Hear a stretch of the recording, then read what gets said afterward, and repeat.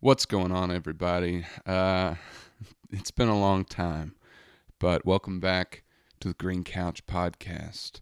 We're nice and tight here today. Usually, it's been a while since I've made an episode. Usually, you can see the whole couch. Today, it's just me and you.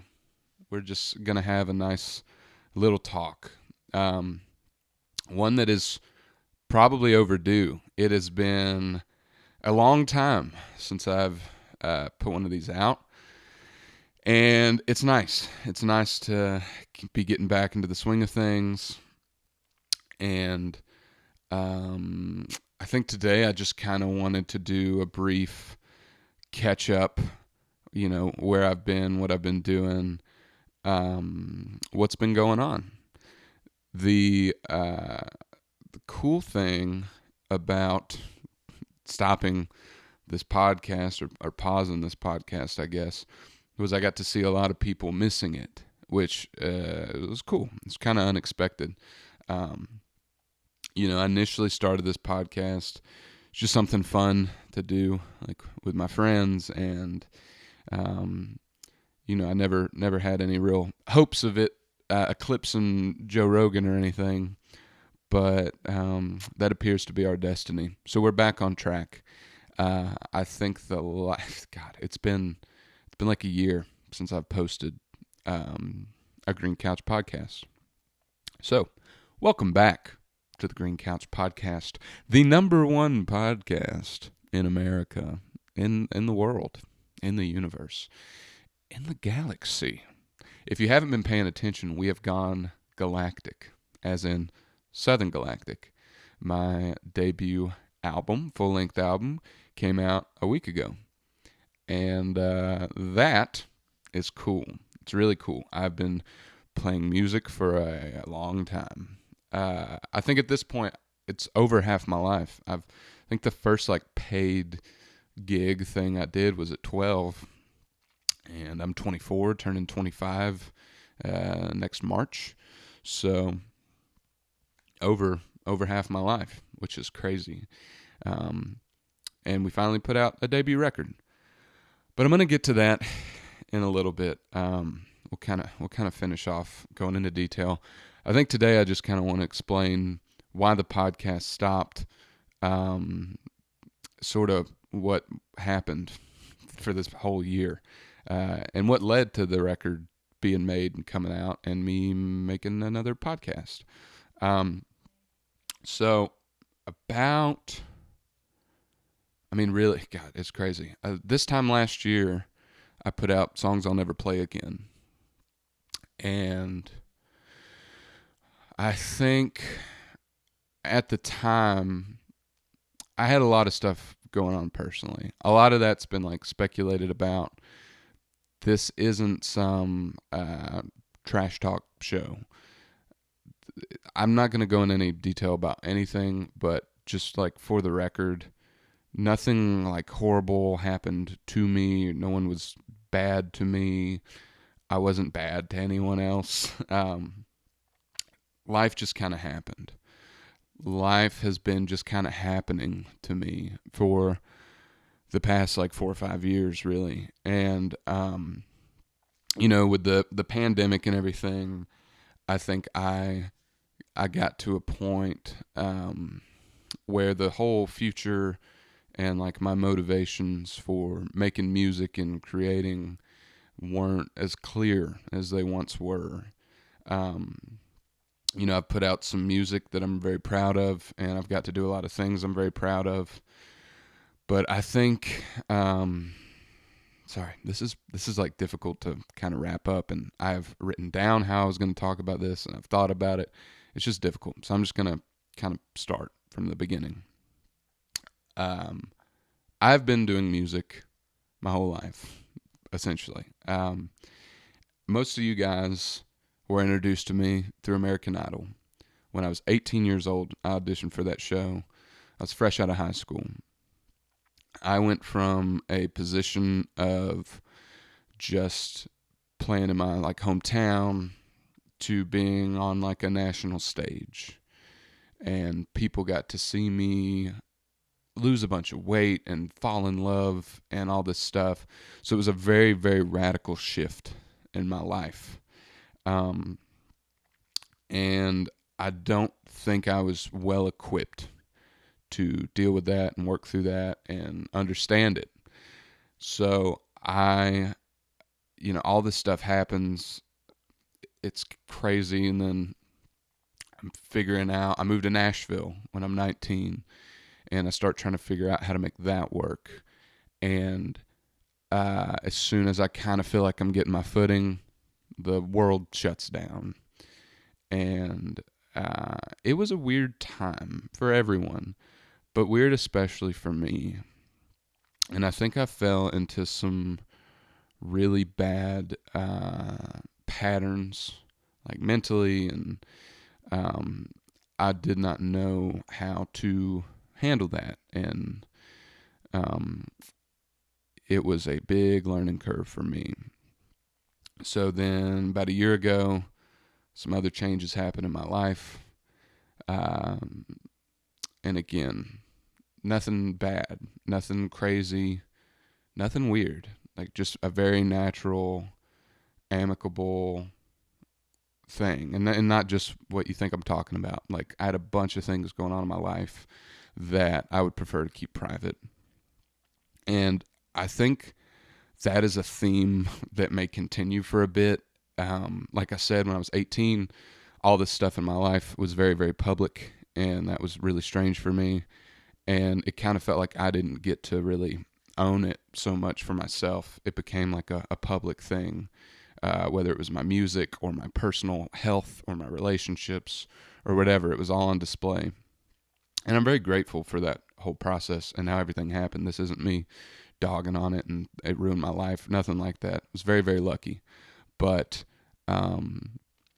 I think now I'm at a place where I really value like privacy and those aspects.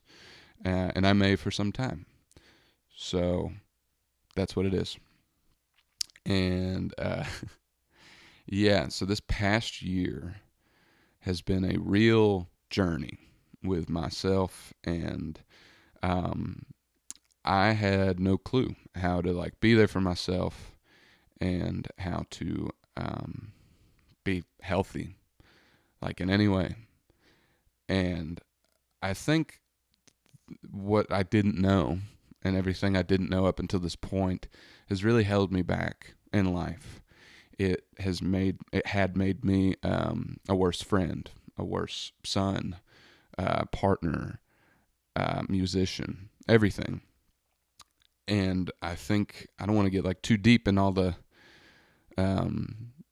therapy stuff, but I think like if I had to sum it all up, I just spent most of my life not being my own friend. And if anything, I really like hated myself on a really, really significant level. And this kind of whole year has been me understanding why and really understanding that there was no real reason why, you know. And so the podcast stopped because I didn't want to do it. I didn't care. And for a while, it seemed like maybe music as a whole was going to stop because I just didn't really see the point in anything for a moment. No one's fault but my own. That's just where I was. And so over this past year, you know, I've really invested in myself, my personal health, my mental health, and it's been a real journey. And it's something I couldn't have done without all the great people around me and the people who loved me when I didn't love me and prayed for me when I was not praying. That's the reality of it. Is I'm just very, very grateful. So this isn't some sob story about the world was mean to me and people were mean to me and my life's so bad. None of that. I've had a great life. I think I had to become friends with my biggest hater, which is myself, or was myself. Now I love me. I'm obsessed. So, on to happier things. This time last year, things were bad. Through the love of my friends and family and peers, and ultimately God, uh, I decided to not go down without a fight. And for the first time in my life, I invested in all that stuff, all that health stuff that I had neglected. I was very, very fortunate to get some really good treatment, and got to go to an intensive. And this is all stuff I'll probably touch on more in the future.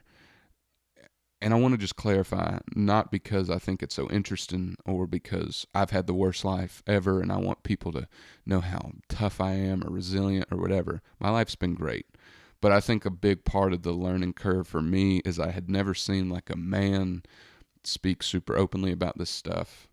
And so my only hope for talking about any of this or sharing any of this is that someone can relate this stuff to themselves and maybe help them get there quicker and sooner and faster than it took me to get there.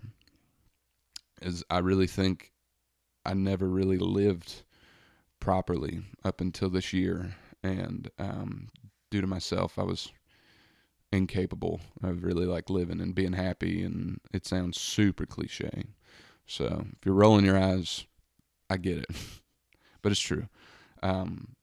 So I get this really good help and start to feel a lot better. And I just have this like desire to make music, and not just make music, like make what I think is really good and like take a risk. Because I think I felt like after all that time of being kind of bad to myself, I owed it to myself to take a risk and really pursue like what I want, and put some of that energy into good that I'd been spending 23 years putting into bad at the time, just internally. So I started writing again, and writing frequently, and writing with my friends, and just really enjoying making music in a way that I never had before. And I'd written all these songs, was very proud of them, and this is where the Southern Galactic talk begins. I remember when I was going through my stuff, before I really like figured out what I was going to do to improve my situation, my knee-jerk reaction was like, I need to make something. I need to do something. I need to like get back on the horse and, figure out the path. And I had messaged Titanic Sinclair, of all people, who I had just kind of talked through Instagram and stuff. I hit him up and said, hey man, I would love to write with you. Let me know if you have some time that we could Zoom or FaceTime or whatever. And he agreed. We got on a call, and I was just a mess. And I overshared and just like was just kind of an emotional wreck on this call. No songs were written, but he listened to me and offered me such great perspective and really, really helpful advice. And that was super important to me because Titanic Sinclair is, he's an artist, writer, creative director, all this stuff, but he's someone I've admired for a really long time, and someone who has been through a lot and, in my opinion, handled it with grace. And to have someone like that I believe in at a time where I didn't believe in me, kind of believing in me meant the world. And so I kept writing songs, and then finally I had a batch of songs, and I just messaged him and said, this is a long shot, but I want to make a record, and I want it to be cool and different, and I would love to work with you. Total transparency, I didn't think it was going to work. I didn't think he'd be interested. Um, I didn't have like the best budget in the world. I'm not ashamed to admit that. And he lives in Texas. I live in Nashville, and I didn't think it would work. But I thought at that point, maybe it will. What if it does? What if it works out? And it did. He was interested, and we started talking a lot about this album and how it could sound and how it shouldn't sound. And we started writing songs remotely. He would make these incredible tracks. And I think the first one we did was Natural Man. He had written the chorus, like melody, and just voice noted it, like voice memo, sent it over to me, wrote the rest of the song, sent it to him. Was like, this may not be it. This may not be perfect. Let me know. We can scrap all this. And he just said, yep, that's it. Made the track. And,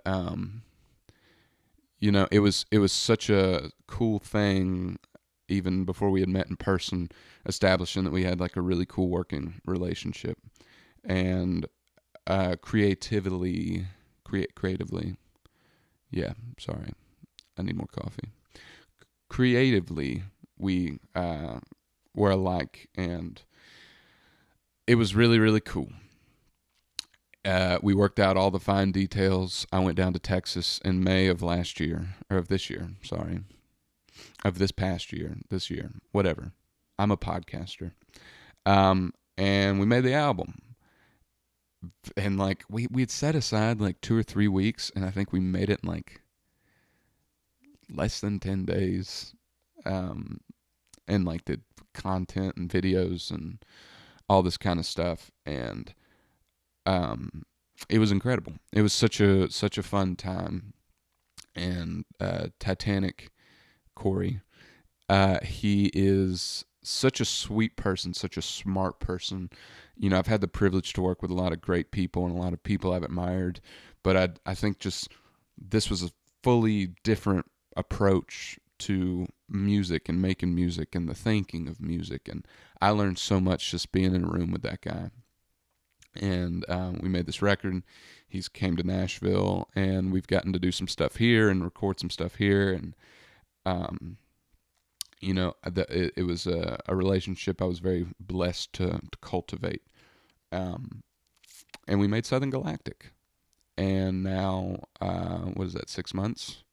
6 months later or so, the album's out in the world right now. And it is crazy for me to think that only a year ago, I wasn't even sure if I wanted to keep making music or what I wanted to do with my life. And it is a funny thing, and it's maybe a little sad, but I am just really proud of myself for like not giving up and for pushing through. And I am first and foremost, above all things, just grateful to God. I think this whole past year has like reaffirmed my faith in God more than anything ever has. It's the most like, I grew up in church and stuff, but I think this is the most real that God has felt to me. Just the way things happened. I was in such a bad place of my own making. And the moment that I chose to get out of it, every door opened. Everything happened, from me getting the resources I needed to things working out financially, to working with Titanic Sinclair, of all people, who for years I've been saying, oh, it'd be cool if I could work with him. And it all happened. So really, like, this isn't going to be a long episode, but just to touch base, I feel good. I feel really good, and it's a journey, and it's a path I will continue to walk and navigate until I draw my last breath on this planet.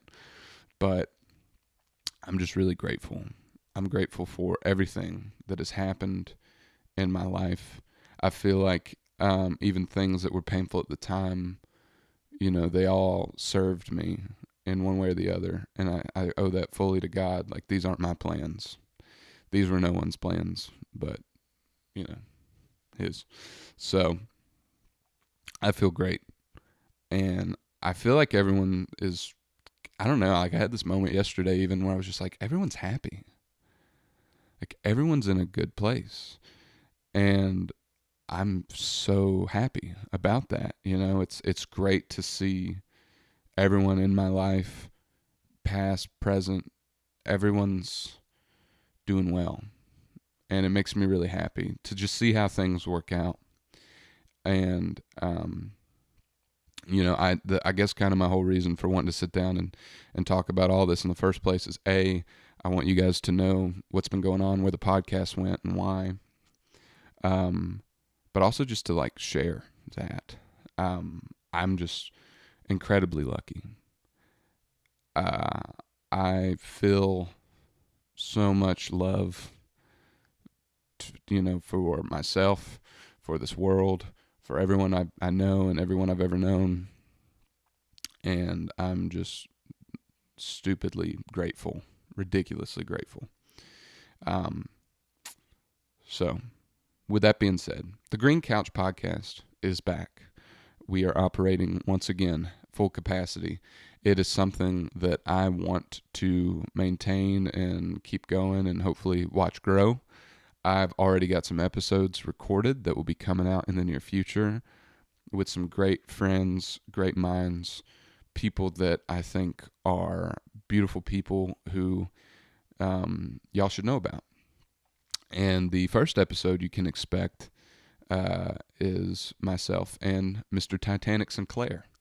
Very excited for that episode. I've done a lot of press since this albums came out, before it came out, and I sound like such a Titanic Sinclair fanboy. And that is because I am. He is a true musical genius. He is one of the sweetest people I've ever known.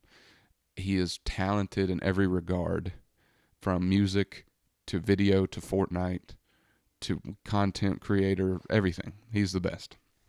And he has a great podcast called Titanic Talks that I hope to be making an appearance on in the future. But yeah, I just want to say thank you, God. Thank you, me.